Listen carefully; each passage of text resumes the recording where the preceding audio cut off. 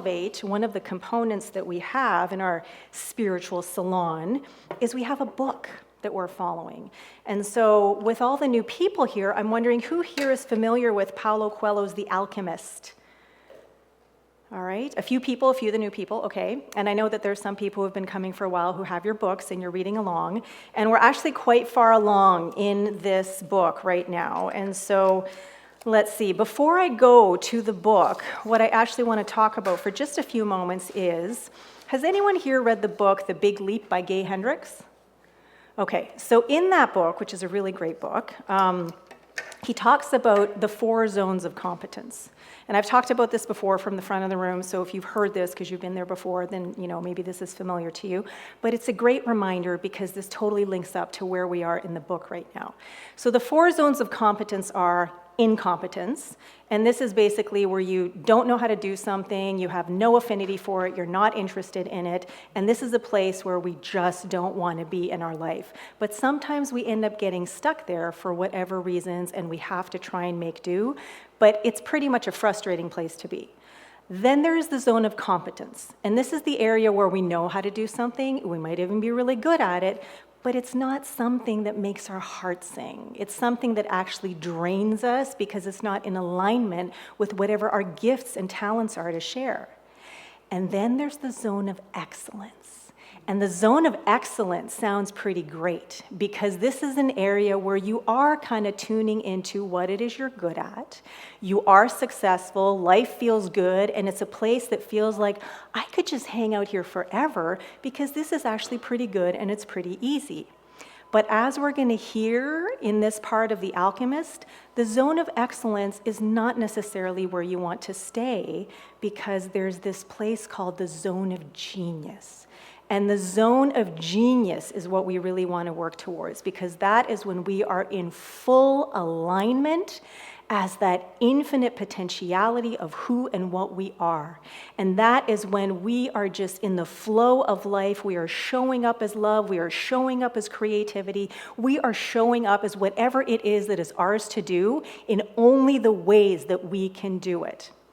So, back to the book. Last week, where did we leave off? There was one main point for last week, and that was that when following our dreams, it's often the fear of failure rather than the seeming punishment we're enduring along the way that can hold us back. And in the story where we left off, the boy, or Santiago, had just had this incredible vision that he couldn't really make sense of, but he trusted his intuition and he trusted the omens, that's what they're called in the book, and he went to the tribal chieftains to tell him about the vision. And even though the tribal chieftains thought, who is this boy to tell us of this vision and what it means when he doesn't even live in the oasis, they ended up listening to him, and they ended up deciding to take arms because there was a chance that the other tribe might come into the oasis with their arms and wipe out the oasis. The next morning, there were 2,000 armed men scattered throughout the palm trees at Al-Fayoum. Before the sun had reached its high point, 500 tribesmen appeared on the horizon. The mounted troops entered the oasis from the north. It appeared to be a peaceful expedition, but they all carried arms hidden in their robes. When they reached the white tent at the center of Al-Fayoum, they withdrew their scimitars and rifles, and they attacked an empty tent. And so what this portion of the book illustrates that even when we can't make sense of something, when we get a little whisper or sometimes a slap upside the head, kind of like with a 2x4, that it's ours to trust that. It's ours to pay attention and then to take action, even though we may not know why, but trust that this intuitive wisdom is actually coming from this incredible, amazing epicenter of our soul, and it is guiding us towards an expression of who and what we are in a bigger, more engaging, more fulfilling, expansive way. And so the boy, even though he didn't understand the vision, he trusted his intuition, and he went to the tribesmen and he told them about it. And the tribesmen, even though they're like, who's this young kid to tell us the ways of the oasis, they trusted that the boy was visited by omens, was paying attention, and had enough sense to come and bring it to them, and just trusted that they were going to make the decision to take up the arms, because if they didn't, then a whole bunch of people would be killed in the oasis. And so that's exactly what happened. And so just as promised the day before by the head chieftain, the boy was given a whole bunch of gold, and then because he had told them about this vision, he was invited to become the counselor at the oasis. And so at sunset, the boy goes to meet the alchemist, because the day before, the alchemist said, if your head is still on your shoulders after this war happens, come and see me, right? So the boy is now faced with another choice. Why did you want to see me? The boy asked. Because of the omens, the alchemist answered. The wind told me you would be coming and that you would need help. It's not I the wind spoke about. It's the other foreigner, the Englishman. He's the one that's looking for you. He has other things to do first, but he's on the right track. He has begun to try to understand the desert. And what about me? When a person really desires something, all the universe conspires to help that person to realize his dream, said the alchemist, echoing the words of the old king. The boy understood. Another person was there to help him toward his personal legend. So are you going to instruct me? No. You already know all you need to know. I am only going to point you in the direction of your treasure. But there's a tribal war, the boy reiterated. I know what's happening in the desert. I have already found my treasure. I have a camel, I have money from the crystal shop, and I have 50 gold pieces. In my own country, I would be a rich man. But none of that is from the pyramids, said the alchemist. I also have Fatima. She is a treasure greater than anything else I have won. She wasn't found at the pyramids either. And so this section talks to us about how easy it might be to stay in that zone of excellence, right? Because it feels good, it's very enticing, and it could be just easy to stay there. And yet there's still this pull that might be on our heart, on our soul, that is calling us into something greater, into something bigger and more expansive. And if we don't listen to it, then what might happen? So how often do we justify what is for what can be? How often do we just go, okay, this is good enough. It feels really amazing. It's fantastic. I'm making a lot of money. I have great friends. I have a good home. This is a really good life. And just think, that's it. I really don't need to experience any more. But there's all of these other infinite potentialities that we aren't even aware of that we could open up to if we would just trust. And sometimes that trust means risking what we have, right? So he sits with the alchemist, they sit quietly, they have dinner together, and during that dinner, the alchemist tells him to remember that wherever his heart is, that's where he'll find his treasure. And that he has to go find the treasure so that everything he has learned along the way can make sense.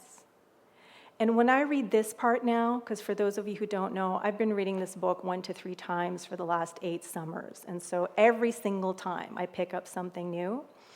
But 3 years ago, I graduated ministerial studies, and towards the end of ministerial studies, there was something that started to happen to me, this massive shift, this just sort of letting go, like physically, emotionally, mentally, of all this stuff that I didn't want to take with me across the finish line of ministerial studies. And what ended up happening was I jumped back to my very first foundational class when, shortly after moving here with my family from Toronto, I experienced the call to ministry during a visioning. It was a complete surprise, but it was the first visioning I'd ever done, and the thing that we were asked was, what is my purpose in life? And then just had to open up to what that was. And for me, what I heard and what I felt was to love. That's it, to love. And then a few more questions, and then the last question, what is the best way that I could fulfill my purpose? To become a minister. What? Didn't understand it then, but then fast forward 7 years with a journey to ministerial studies and to graduating and becoming a minister, which was completely different than several times along the way. And I'm like, this is what's going to happen. This is who I'm going to study with. This is where I'm going to study. This is what it's, all of these plans and, ideas that I had, almost none of them materialized, and they turned out differently.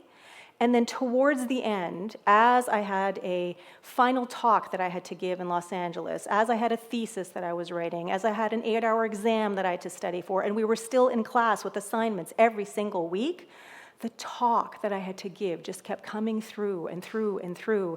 And finally, one day, there was this massive aha about that message for my purpose that I heard 7 years ago. And I realized either I wasn't ready or I didn't hear the entire message at the time, but the actual message was not just to love, it was to love me. And the way that I could learn to do that was to become a minister. So it wasn't actually the being the minister part that was the important part, it was the entire journey along the way, and every single thing I learned, every person I met, every experience I had, that was the success of the journey. So, back to the book. The next day, the alchemist and the boy set off into the desert together, and the alchemist tests the boy once again. And he says, "Find me life in the desert." And the boy is thinking, well, I don't know how to do that. But he doesn't want to say anything because he doesn't want to look stupid. And so he's thinking about it, and the alchemist just said, life attracts life. And so the boy, trusting that even though he doesn't know exactly how to do it, that he has his horse, which is life, is going to be attracted to life in the desert, he just allows his horse to guide him.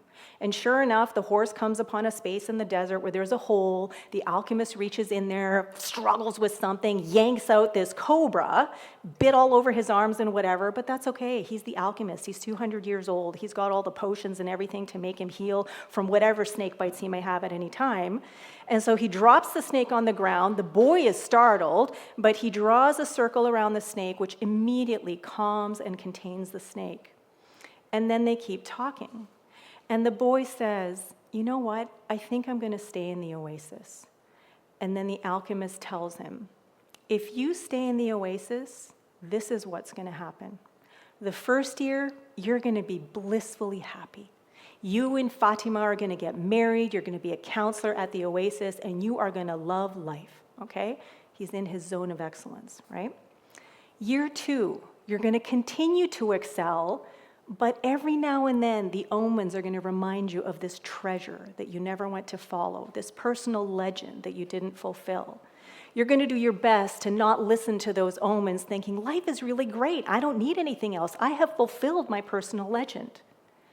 And then by year 3, the omens are going to be so unrelenting, they're going to be deafening. You can only pay attention, but he's going to keep shoving them aside because it's easier to stay where he is rather than it is to risk everything that he has to go and do this thing that is the unknown.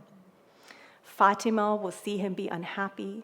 He's never going to blame her because he loves her, but things aren't going to sit well anymore. And then by year 4, the alchemist says the omens are going to abandon the boy. But really, the omens are there, just the boy isn't paying attention, so he's not going to hear or be able to tune into them anymore, right? Because he can't tune into the omens, or isn't, he's choosing, even unconsciously, to not tune into the omens, he's going to lose his counseling position at the oasis. But it's okay, because by now he has amassed so much material wealth that he can retire wealthy, and that's all right. But still, in his heart, he's going to know that he never fulfilled his personal legend. You must understand that love never keeps a man from pursuing his personal legend. If he abandons that pursuit, it's because it wasn't true love, the love that speaks the language of the world. The alchemist erased the circle in the sand, and the snake slithered away among the rocks. The boy remembered the crystal merchant who had always wanted to go to Mecca. the Englishman in search of the alchemist. He thought of the woman who had trusted in the desert, and he looked out over the desert that had brought him to the woman he loved. They mounted their horses, and this time it was the boy who followed the alchemist back to the oasis. The wind brought the sounds of the oasis to them, and the boy tried to hear Fatima's voice. But that night, as he had watched the cobra within the circle, the strange horseman with the falcon on his shoulder had spoken of love and treasure, of the women of the desert, and of his personal legend.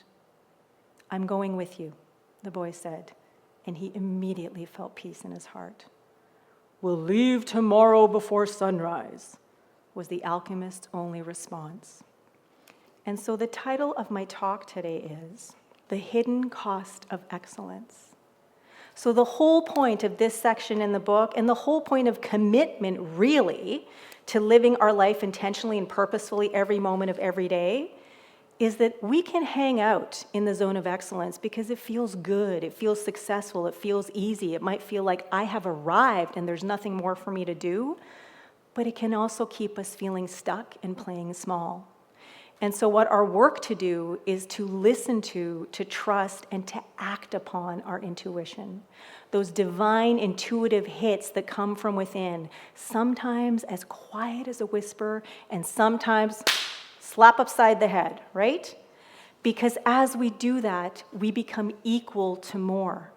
And as we become equal to more, we consciously choose to risk everything that we have been, everything that we have experienced, everything that we have amassed up until now, for greater opportunities to support us in living in our zone of genius and fulfilling our personal legend. Thank you, and so it is.